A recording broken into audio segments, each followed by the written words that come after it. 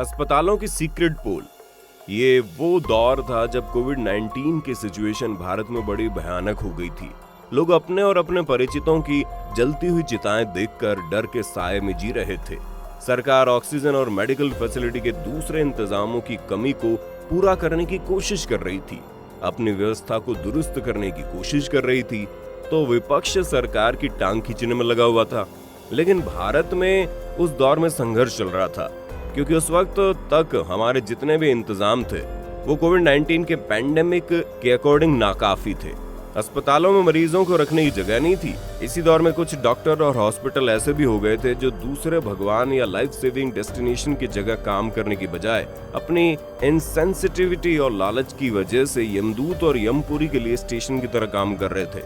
उन्हें केवल दोनों हाथों से पैसा बटोरने की हवस थी, जिसे उन्होंने पूरा भी किया। लेकिन इन लोगों के बीच बहुत से लोग ऐसे भी थे जिनके भीतर की इंसानियत उभर कर सामने आई और उन्होंने लोगों की मदद की। कुछ लोगों ने तो अपना सब कुछ बेचकर भी लोगों की हेल्प की। हम बात कर रहे हैं मुंबई के ऑक्सीजन मैन की, जो मुंबई के मलाड के रहने वाले हैं। इनके पास इनकी अपनी एक SUV कार हुआ करती थी। इसके साथ ही इनके पर्सनल सेविंग या अपने पर्सनल खर्चे पर ऑक्सीजन सिलेंडरों का इंतजाम कर रहे थे और एक फोन कॉल पर हर जरूरतमंद के पास ऑक्सीजन सिलेंडर पहुंचा रहे थे।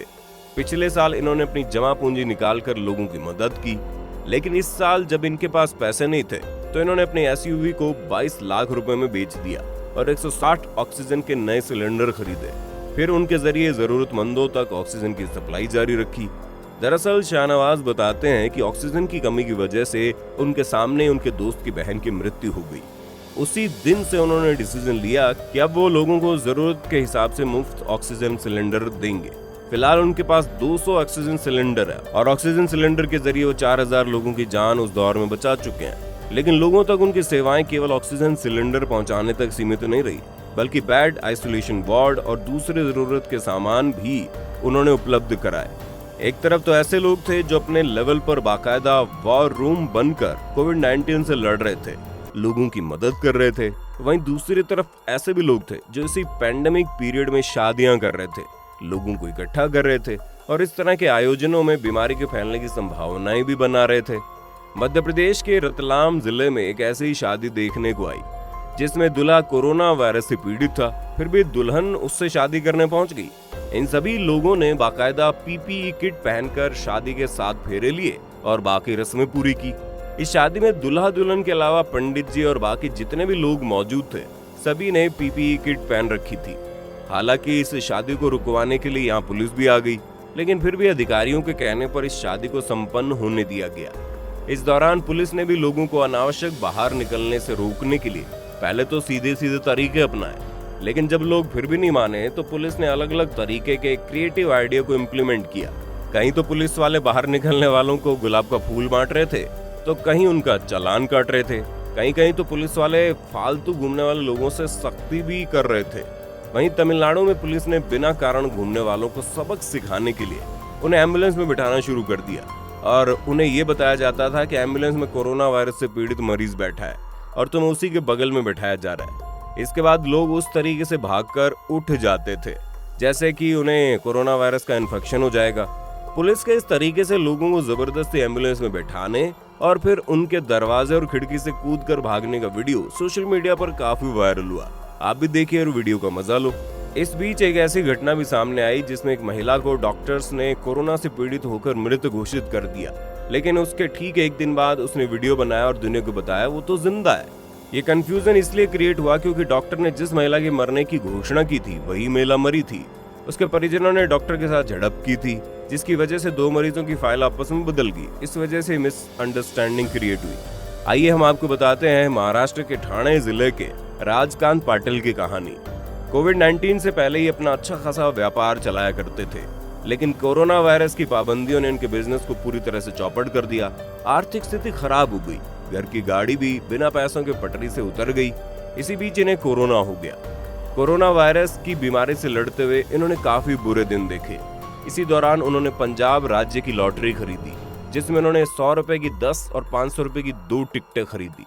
इन्होंने खरीद तो ली, मगर इन्हें कोई उम्मीद नहीं थी, क्योंकि आर्थिक मानसिक कोरोना वायरस की वजह से शारीरिक रूप से टूट गए थे। कोरोना वायरस की बीमारी से उबरकर वो जैसे तैसे घर आए तो नहीं जानते थे कि एक खुशखबरी उनका इंतजार कर रही है। जी हाँ, पंजाब स्टेट की जो लॉटरी के टिकट उन्होंने खरीदे थे, उनकी बदौलत उन्हें पूरे 5 करोड़ का इनाम मिला था। पहले तो इन्हें भरोसा ही नहीं हुआ। वो एक ऐसा कठिन दौर था जिसमें काम करने वाले भी बड़े मानसिक तनाव से गुजर रहे थे, और ऐसे एक मानसिक तनाव से गुजर रहा था ये एम्बुलेंस ड्राइवर, जिसने अपने मन के स्ट्रेस को दूर करने के लिए डांस का सहारा लिया। और वो डांस उसने किया सड़क से जा रही एक बारात में। दरअसल अपने मन में स्ट्रेस को कम करने के लिए वो पीपीई किट पहनकर बारात के सामने पहुंच गया और नाचने लगा। कोविड-19 के इस दौर में इस महामारी ने दुनिया में बहुत कुछ बदल दिया और हम इंसानों को बहुत कुछ सिखा भी दिया। रिश्तों का महत्व समझा दिया। पैसों को लेकर किस तरह इंसानियत तार तार होती है, इसका रहस्य भी सामने लाकर रख दिया। बीते समय में सोशल मीडिया पर ये वीडियो खूब वायरल हुआ, जहां एक माँ और उसकी 5 साल की बेटी के बीच में कॉन्वर्सेशन चल रहा है। बेटी माँ से कोरोना वायरस के बारे में बात कर रही है। माँ ने कहा पिछली गर्मी खत्म हो जाने के बाद कोरोना वायरस खत्म हो जाएगा, लेकिन ये तो दोबारा आ गया। इस बात को लेकर माँ बेटी में बातचीत होती है। तभी बातों बातों में माँ बेटी से कहती है कि अगर मैं मर गई तो क्या होगा। ये बात सुनकर बेटे के चेहरे पर डर और तकलीफ के भाव एक साथ आते हैं, और यही मासूम से इमोशन इस वीडियो को वायरल भी कर रहा था। माँ बेटी की बातचीत आज के दौर की सच्चाई को बयां कर रही थी, जिसे शायद बहुत सारे लोग फील भी नहीं कर पाते। इसी तरह का वीडियो एक और सामने आया, जहां पुलिस में काम करने वाले कर्मचारी का छोटा सा बेटा अपने पिताजी को बाहर जाने से रोक रहा है। उसके पिताजी ड्यूटी पर जाने के लिए तैयार है, लेकिन बेटा जान छोड़कर रो रहा है, क्योंकि वो नहीं चाहता है कि उसके पापा घर से बाहर जाएं, क्योंकि वो जानता है कि घर से बाहर की सिचुएशन क्या है, इसलिए अपने पापा के लिए रो रहा है। इन दोनों ही वीडियो में बच्चे कोविड-19 के पैंडेमिक की सिचुएशन में न केवल अच्छी तरह से समझते हैं, बल्कि वो इसके खतरे को भी जानते हैं। यही वजह है कि वो अपने माता पिता पर किसी तरह का कोई खतरा आने नहीं देना चाहते। आज कोरोना वायरस का खतरा कम हो गया है और कोविड-19 से रिलेटेड पाबंदियां भी कम हो गई है। स्कूल कॉलेज खुल गए हैं और जिंदगी एक बार अपनी पुरानी रफ्तार में दौड़ रही है। लेकिन इसके बावजूद चीन और दुनिया के दूसरे क्षेत्रों से कोरोना वायरस के फिर से फैलने के समाचार आ रहे हैं। हमारे देश में भी वर्तमान समय में कोविड-19 शुरू हो गया है, इसलिए हमारे लिए बहुत जरूरी हो जाता है कि हम तमाम सावधानियां रखें और उन्हें इग्नोर ना करें।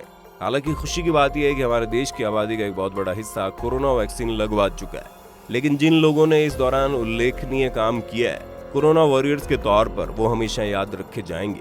जिन लोगों ने पूरी ईमानदारी से इस दौरान मानवता की सेवा की है, उन लोगों के लिए अगर आप कुछ कहना चाहते हैं तो कमेंट बॉक्स में आकर जरूर लिखना। ये वीडियो आपको कैसा लगा हमें जरूर बताना। फिर मिलेंगे नए वीडियो में, तब तक के लिए जय हिंद, जय भारत, वंदे मातरम।